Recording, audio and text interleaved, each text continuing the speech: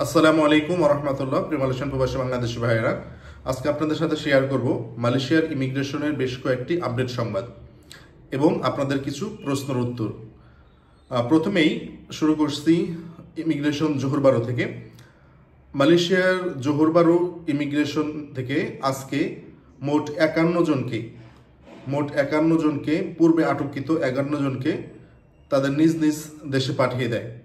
অর্থাৎ যে সমস্ত বিদেশি কর্মীদেরকে আজকে তাদের নিজ নিজ দেশে পাঠিয়েছে তাদেরকে বিভিন্ন অপারেসি থেকে আজ থেকে বেশ কিছুদিন আগে গ্রেপ্তার করে পরবর্তীতে তাদের বিচার কার্য সম্পাদন করে এবং জেল জরিমানার পরে আজকে মোট 51 জনকে নিজ নিজ দেশে ফেরত পাঠায়।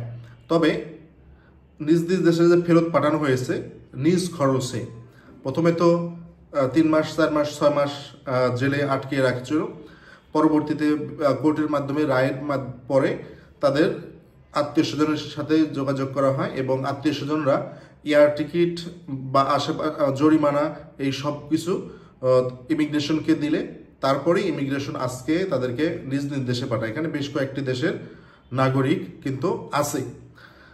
সেক্ষেত্রে আপনারা নিয়মিতই প্রশ্ন করেন যে অবৈধদেরকে কি বৈধ হওয়ার সুযোগ দেবে কিনা বা অবৈধদের দেশে যাওয়ার সময় কি বাড়াবে না। তাদেরকে আমি বলতে চাই, ইমিগ্রেশন ডিপার্টমেন্ট কিন্তু প্রতিদিনই বিভিন্ন জায়গায় স্লাঙ্গোর, কুয়ালালামপুর, জোহর, ক্লান্তাং সহকারে বিভিন্ন রাজ্যগুলোতে কিন্তু প্রতিদিনই অপারেসি দিচ্ছে।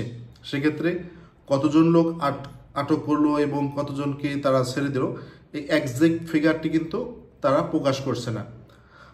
তার মানে বোঝা যায় যে এই অপারেসি যা আপনাদেরকে বলছিলাম যে চিরুনি আকারের অভিযান শুরু করবে, এটি কিন্তু অলরেডি শুরু হয়ে গেছে, কিন্তু সব তথ্যগুলো প্রকাশ করছে না।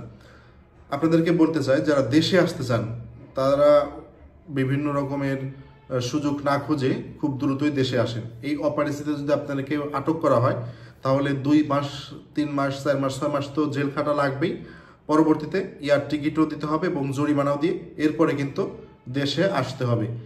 সেক্ষেত্রে যারা দেশে আসবেন অতি শীঘ্রই আপনারা অ্যাপয়েন্টমেন্ট নেন, যে কোনো একটা ইমিগ্রেশনে অ্যাপয়েন্টমেন্ট নিয়ে চলে আসুন। আর যারা সাবা এবং সারওয়াতে আছেন তাদের অ্যাপয়েন্টমেন্ট দরকার নাই, সরাসরি গেলেই হবে। এটি হলো প্রথম কথা। দ্বিতীয় কথা হলো, অনেকেই জিজ্ঞেস করেন যে নতুন করে আবার সুযোগ দেবে কিনা বা কি করবে। তো ইমিগ্রেশন ডিপার্টমেন্ট এই বিষয়ে কিন্তু এখন পর্যন্ত কোনো প্রকারের কোনো কিছুই বলেই নাই, টোটালি জিরো।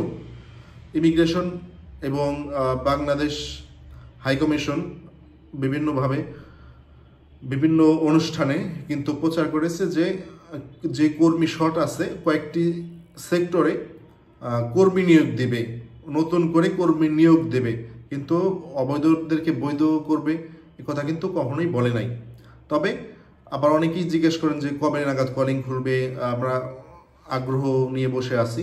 তাদেরকেও বলবো, গত ভিডিওতে আমি বারবার বলছি যে আপনি কোন কোম্পানিতে আসতেছেন, কোম্পানিটা কতটুকু আপনাকে কাজ দিতে পারবে, ওভারটাইম কীরকম থাকবে, কতজন লোক লাগবে, এইগুলো ভালো করে জেনে বুঝে আসুন।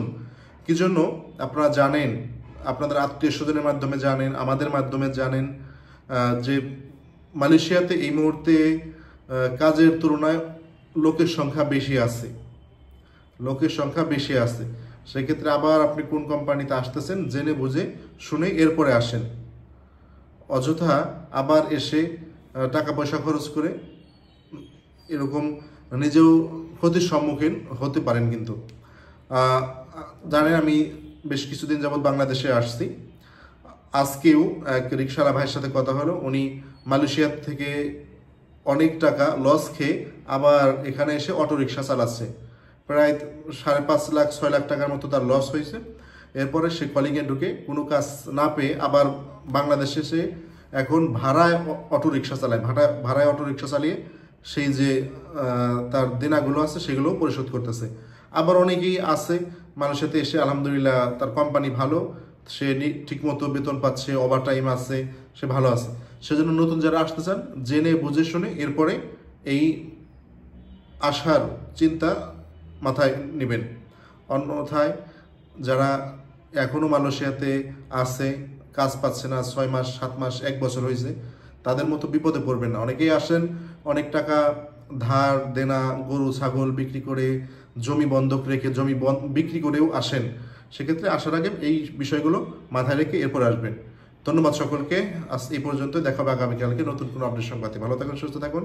আসসালামু আলাইকুম রহমতুল্লাহি ওয়া বারাকাতুহু।